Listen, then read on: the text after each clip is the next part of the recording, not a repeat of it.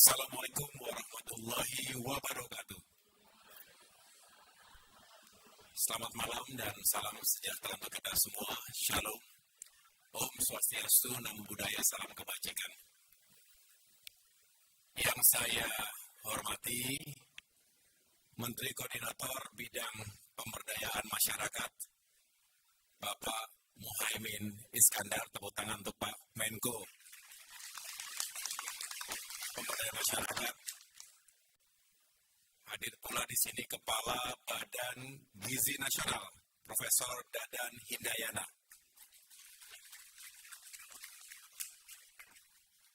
Yang tentunya yang saya hormati dan banggakan pula Wakil Menteri Pertanian, Bapak Sudaryono.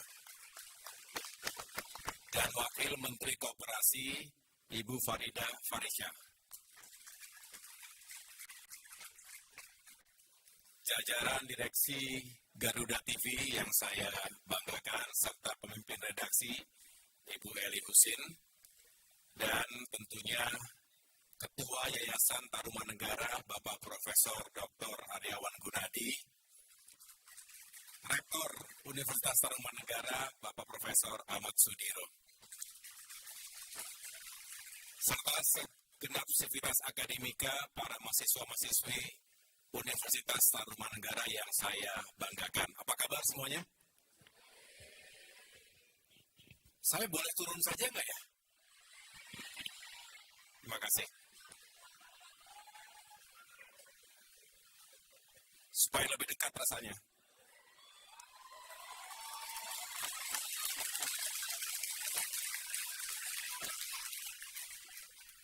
Ini luar biasa ini. Sampai malam begini masih ramai semua di sini ya. Sudah makan malam belum? Waduh. Tanyanya ke panitia kalau begitu ya. Terima kasih atas kebersamaannya. Saya senang sekali. Ini pertama kali saya bisa hadir di Universitas Tarumanegara yang sering saya lewati tapi belum pernah hadir di sini. Salam kenal dan mudah-mudahan kita semuanya bisa terus mengawal pembangunan Indonesia ke depan. Hari ini spesial, 20 Oktober 2025, genap 1 tahun pemerintahan Presiden Prabowo Subianto. Tadi kami semua para menteri, wakil menteri, baru saja sidang kabinet paripurna di istana. Begitu selesai langsung buru-buru ke sini untuk memastikan kita bisa hadir dan menyapa teman-teman semuanya. Terima kasih sekali lagi. Membangun untuk semua, infrastruktur untuk semua, ini menjadi sebuah prinsip yang kita jalankan dalam pembangunan. Tepat 1 tahun yang lalu, kami semua ditugaskan mendapatkan amanah sesuai dengan portfolio masing-masing, dan tentu saya selaku Menteri Koordinator Bidang Infrastruktur dan Pembangunan Kewilayahan. Saya ingin menyampaikan tentunya kita semua beranjak dari Astacita yang menjadi visi dan misi Presiden Prabowo Subianto, khususnya Astacita nomor 2, 3, 4, 5, 6, dan 8 terkait dengan infrastruktur dan pembangunan kewilayahan. Ini yang menjadi prioritas dari Bapak Presiden kita. Kita ingin mencapai swasembada pangan, energi, dan air, termasuk meningkatkan kualitas kehidupan sumber daya manusia kita. Oleh karena itu, tentu infrastruktur juga harus mendukung upaya-upaya tersebut. Orkestrasi menjadi tema besar, melakukan sinkronisasi termasuk sinergi dan kolaborasi antar kementerian. Saya melaporkan kepada teman-teman, ada 5 kementerian teknis yang saat ini dikoordinasikan oleh Kemenko Infrastruktur, yaitu Kementerian ATR BPN, Agraria dan Tata Ruang, kemudian Kementerian Pekerjaan Umum, Kementerian Perumahan dan Kawasan Permukiman, Kementerian Perhubungan, dan Kementerian Transmigrasi. Intinya adalah kita ingin menghadirkan pemerataan pembangunan di seluruh wilayah. Tata ruang wilayah harus diatur dengan baik, karena semakin banyak penduduk Indonesia, semakin banyak kebutuhan. Lahan harus ditata dengan baik. Mana yang harus tetap menjadi sawah karena kita ingin mengejar produksi pertanian, mana yang harus bisa menjadi sumber-sumber industri dan pertumbuhan ekonomi baru. Kemudian infrastruktur dasar, dari mulai jalan, jembatan, bendungan, dan lain sebagainya. Itu semua kita kawal bersama-sama karena infrastruktur merupakan tulang punggung dari pembangunan nasional. Nah, yang berikutnya adalah perumahan dan sarana prasarana permukiman. Ini juga penting.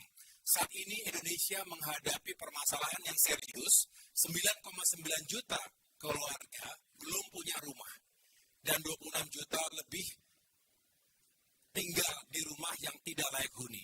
Oleh karena itu perlu pembangunan, perlu renovasi dan revitalisasi dari kawasan permukiman, baik di desa, kota maupun di kawasan pesisir. Yang berikutnya adalah konektivitas. Kita tahu bahwa untuk menghubungkan satu wilayah dengan wilayah yang lain, kita membutuhkan jaring-jaring transportasi multimoda, baik darat, laut, udara maupun kereta api. Indonesia negara kepulauan terbesar di dunia, 17.000 pulau, tentu pembangunan konektivitasnya tidak sama dengan negara-negara yang kontinental, seperti Amerika Serikat, Tiongkok, India, Australia. Indonesia harus membangun transportasi maritim dan udara yang juga kuat. Dan yang terakhir terkait dengan transmigrasi. Transmigrasi tidak dibayangkan sebagai sebuah kebijakan untuk memindahkan penduduk sebesar-besarnya dari Jawa ke luar Jawa seperti di masa lalu, tapi lebih mengedepankan revitalisasi kawasan transmigrasi.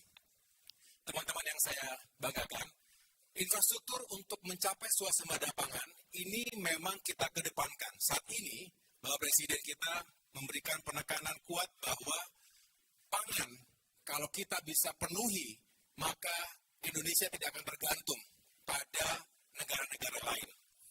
Apalagi kalau itu adalah bahan baku dari komoditas pangan yang diproduksi dan dikonsumsi sehari-hari. Kemudian, irigasi ini penting. Kita bisa meningkatkan produktivitas pertanian kita jika irigasinya juga berjalan dengan baik, mengairi sawah-sawah kita. Dan hari ini tahap-tahapannya sudah semakin terlihat dan terus kita kawal. Selebihnya, kita juga ingin mencapai swasembada air. Air ini saat ini menjadi tantangan bagi kita semua.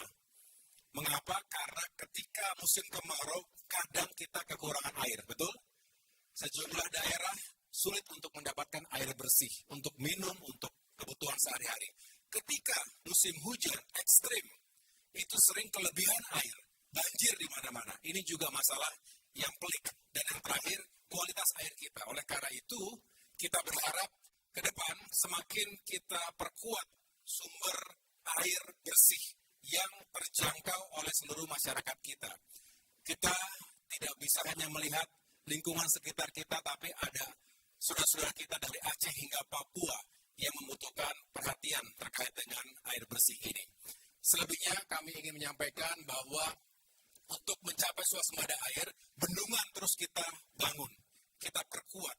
Karena bendungan selain menjadi sumber air bersih, juga bisa mengendalikan banjir, bahkan sebagian bisa menghadirkan potensi listrik baru terbarukan.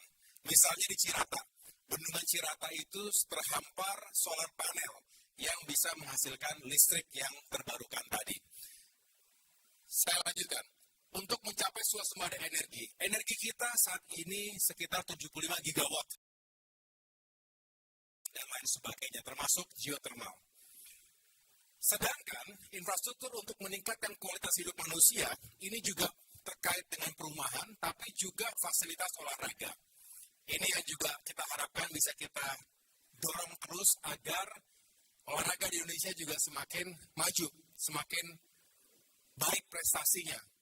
Sayang kemarin kita belum berhasil masuk Piala Dunia, tapi jangan kecil hati, ke depan mudah-mudahan semakin baik lagi, dan mudah-mudahan semakin banyak atlet-atlet kita yang juga bisa berlaga di pentas Olimpiade maupun pentas-pentas dunia lainnya. Kita butuh fasilitas olahraga yang juga berkelas dunia. Setuju? Sekolah juga penting sekali. Fasilitas pendidikan kita, saya rasa kalau di sini sudah sangat baik ya, tapi di tempat-tempat yang lain perlu penguatan infrastrukturnya. Kemudian, sekolah rakyat. Ini sebuah kebijakan dan program prioritas Bapak Presiden yang saat ini diharapkan bisa memutus rantai kemiskinan. Karena saudara-saudara kita banyak yang tidak bisa sekolah dengan baik karena orang tuanya sangat terbatas kemampuannya. Oleh karena itu, sekolah rakyat hadir. Ini gratis untuk masyarakat yang tidak mampu.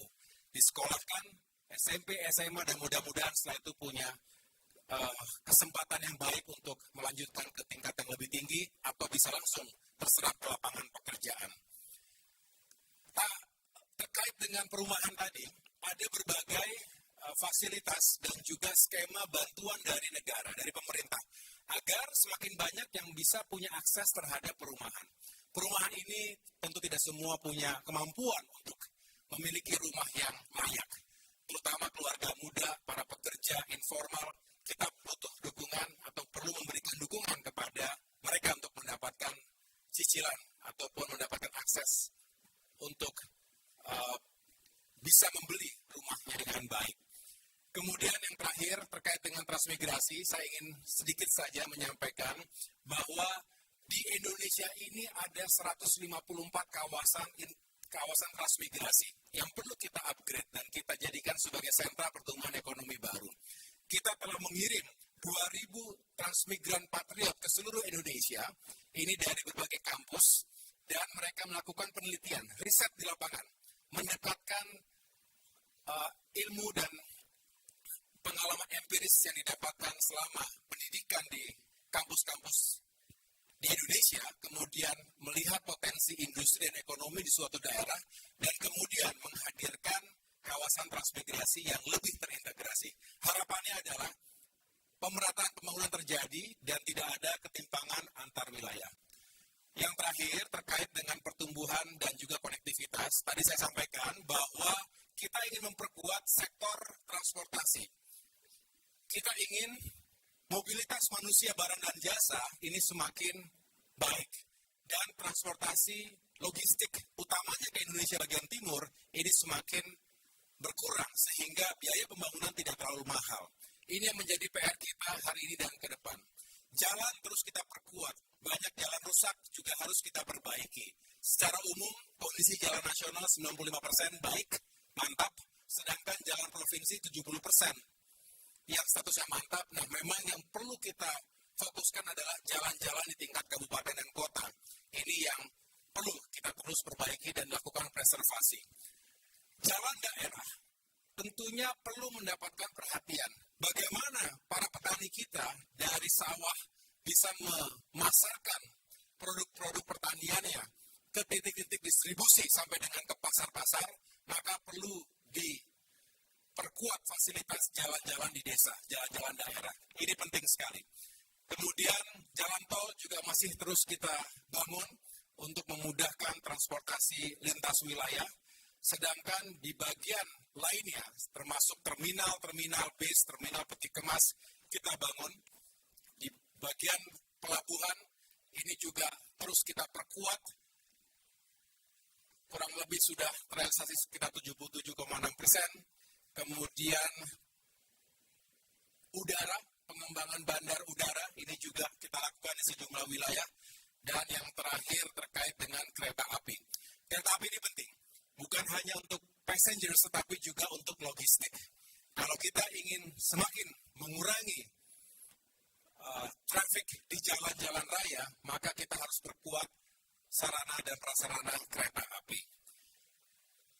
Saya sedikit, sebentar lagi akan ada Natal dan Tahun Baru, seperti yang kita lakukan di tahun lalu, termasuk juga di saat mudik Lebaran, pemerintah berusaha untuk menurunkan harga tiket. Dan alhamdulillah dengan segala upaya, maka bisa dikurangi harga tiket pesawat untuk ekonomi hingga dengan 14%. Nah ini mudah-mudahan juga semakin memudahkan masyarakat untuk traveling ke berbagai daerah.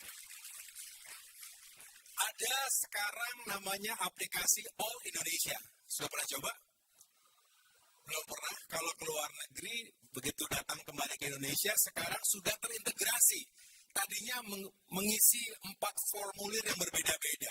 Nah sekarang cukup satu All Indonesia itu sudah bisa mengintegrasikan kebutuhan untuk mengisi data imigrasi, kemudian bea cukai, kemudian kesehatan dan karantina, karena ada yang bisa membawa produk-produk hewan, tumbuhan, atau turunan-turunannya. Dengan demikian jauh lebih cepat dan bisa dilakukan 3 hari sebelum masuk Indonesia di negara asal. Ini juga sebuah terobosan, mudah-mudahan semakin seamless, semakin terintegrasi dan kita semakin kompetitif. Bisa dibandingkan dengan negara-negara lain, termasuk Singapura dan tengah-tengah kita.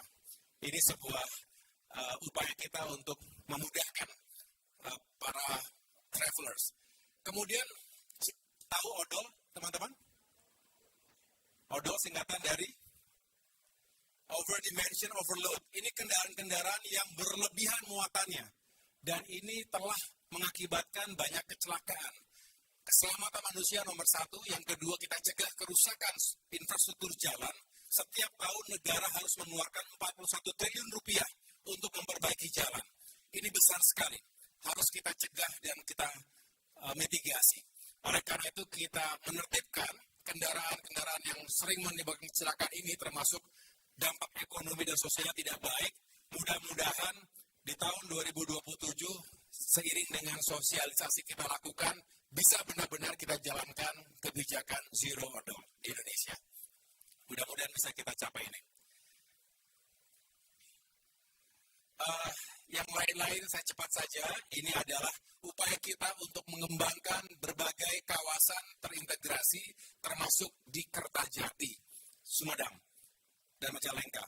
Nah, kita ingin ini menjadi sebuah hub untuk maintenance, repair, and overhaul untuk industri penerbangan di Indonesia. Kemudian, kita juga mengedepankan pentingnya kebijakan satu peta, one map policy, dan juga kebijakan satu tata ruang, one special planning policy, karena tadi saya sampaikan di awal, Indonesia ini luas, tapi semakin banyak penduduk, semakin banyak kebutuhan dan urgensi untuk menghadirkan tata ruang sebagai panglima. Contohnya begini teman-teman, ketika terjadi banjir besar, itu seringkali apa yang terjadi di hulu, tata ruang yang diabaikan mengakibatkan banyak kawasan yang tidak bisa menyerap air hujan. Akhirnya ketika terjadi hujan besar, luber. Sungai-sungai terjadi penangkalan juga membuat banjir besar. Dan yang terhantam adalah saudara-saudara kita yang tinggal di hilirnya. Itulah yang makanya kita harus perkuat bagaimana tata ruang ini berkelanjutan dan bisa menghadapi segala bencana. Lingkungan pada akhirnya menjadi sangat penting. Kita ingin mengejar pertumbuhan ekonomi tapi juga tidak merusak lingkungan. Oleh karena itu, keberlanjutan lingkungan kita harus kita kedepankan. Jangan sampai sampah yang telah menumpuk di berbagai kota besar termasuk Jakarta ini semakin tidak ada solusinya. Bapak Presiden telah menginstruksikan kepada kami semua agar kita benar-benar serius menangani sampah, menangani polusi, menangani pencemaran di sungai dan di kawasan-kawasan lainnya. Dengan demikian, infrastruktur juga harus dihadapkan pada tuntutan alam dan lingkungan ini. Teman-teman, ini paling signifikan yang saya sampaikan beberapa kali di berbagai forum, bahwa pantai utara Jawa, dari Banten, Jakarta, Jawa Tengah, Jawa Timur, sepanjang kurang lebih 500-600 km, itu menghadapi ancaman yang serius. Pantai utara Jakarta terutama mengalami land subsidence menurun 15 hingga 15 cm setiap tahunnya. Berarti dalam 10 tahun itu turun 1 meter hingga 1,5 meter. Sekarang kondisinya air laut lebih tinggi dibandingkan daratan. Kalau tidak dibangun tanggul, maka tenggelamlah masyarakat kita. Dan jumlahnya puluhan juta, 50-an juta masyarakat kita di Pantura, pantai utara Jawa. Belum lagi kawasan industri dan kawasan ekonomi khusus yang harus juga kita lindungi. Oleh karena itu, pembangunan dan pengamanan pesisir pantai utara Jawa ini penting sekali. Kita senang sudah ada badan khusus, badan otorita yang dibentuk untuk menangani Pantura Jawa. Oleh karena itu kami berkolaborasi dan juga membangun sinergi yang baik dengan badan otorita tersebut. Akhirnya, dengan ini semua saya ingin menyimpulkan bahwa infrastruktur tidak dibangun hanya untuk membangun beton, baja, besi. Tetapi infrastruktur harus hadir, benar-benar berdampak untuk meningkatkan pertumbuhan ekonomi dan kesejahteraan masyarakat dimanapun berada. Prinsipnya, no one is left behind, no region is left behind. Kita berharap pembangunan infrastruktur yang berkeadilan bisa menjawab tantangan kita hari ini dan ke depan. Terima kasih atas perhatiannya. Inilah 1 tahun pemerintahan Bapak Presiden Prabowo Subianto dari sisi pembangunan infrastruktur dan kewilayahan. Terima kasih Universitas Tarumanegara, terima kasih Garuda TV. Sukses selalu untuk semuanya, semoga sukses studinya. Wassalamualaikum warahmatullahi wabarakatuh.